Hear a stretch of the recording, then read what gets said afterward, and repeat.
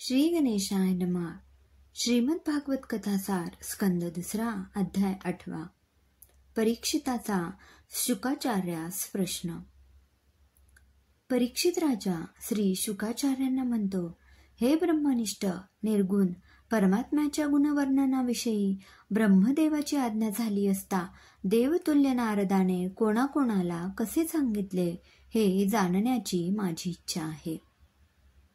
तेव्हा कृष्णाच्या ठिकाणी निसंग मनाने लय लावून मला देहत्याग करिता येईल अशा रीतीने आपण मला कथन करा। कारण कर्णरंध्राने भक्तांच्या हृदय कमलामध्ये प्रविष्ट झालेला कृष्ण जलमल निरसन करणाऱ्या शरद ऋतूप्रमाणे सर्व पातक नाहीसे करतो।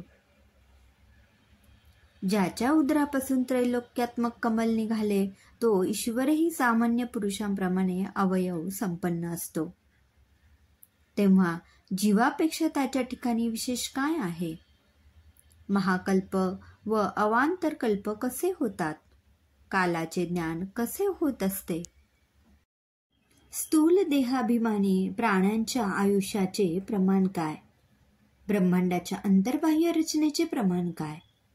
मोठ्यांचे चरित्र कसे असते आणि वर्णाश्रम निश्चय कसा करावा?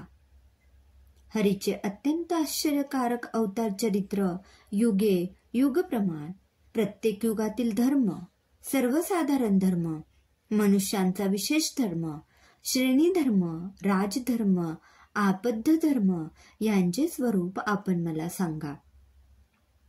योगेश्वरांना अनिमादी ऐश्वर्याच्या योगाने प्राप्त होणारी गती, त्यांच्या लिंग शरीराचा नाश, वेद, उपवेद, धर्म, इतिहास व पुराणे यांचे स्वरूप आपण मला कथन करावे। हे ब्रह्मनिष्ठ, अच्युत कथा सेवन करीत असलेल्या माझे हे प्राण निराहारामुळे शुद्ध ब्राह्मण शापाने प्राप्त होणाऱ्या मृत्यूकालाचे पूर्वी व्याकुळ होत नाही। सूत म्हणतो, परीक्षिती राजाने भगवत कथाकथनाची विनंती केल्याने शुकाचार्यांनी त्याला भगवंताने ब्रह्मदेवाला सांगितलेले भागवत पुराण कथन केले व त्याच्या प्रश्नांची क्रमाने उत्तरे दिली। द्वितीय स्कंदातील 8वा अध्याय समाप्त झाला। ओम नमो भगवते वासुदेवाय। जय श्री कृष्णाय नमः।